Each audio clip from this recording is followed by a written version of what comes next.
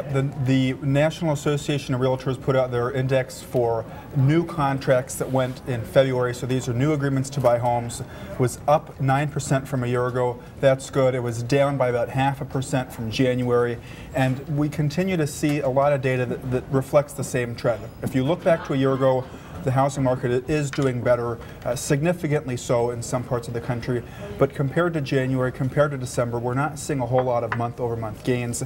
Part of that could be the seasonal adjustment in these numbers, but there's still a lot of headwinds facing housing markets.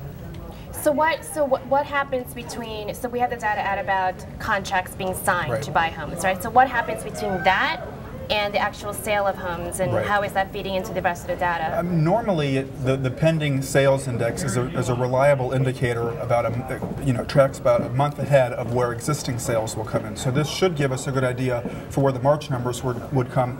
But over the past year, what we've seen is that isn't happening because it has become so much harder to get a mortgage, because appraisal standards are tight. And so what that does is you'll have two people who have agreed to a certain price on a house, but the appraisal comes in low. Now the seller either has to drop the price, the buyer has to put more money down, or the deal falls apart.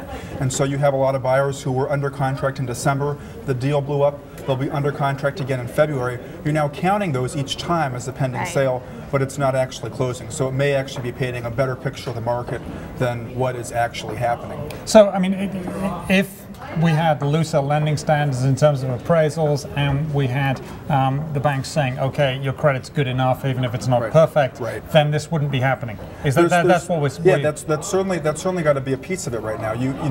Real estate agents and home builders are reporting a 30% cancellation rate. We don't know how many of those people are completely unqualified, but obviously if people are getting that far along, somebody's probably done some due diligence to say, you know what, this person is, should be able to buy a house right now.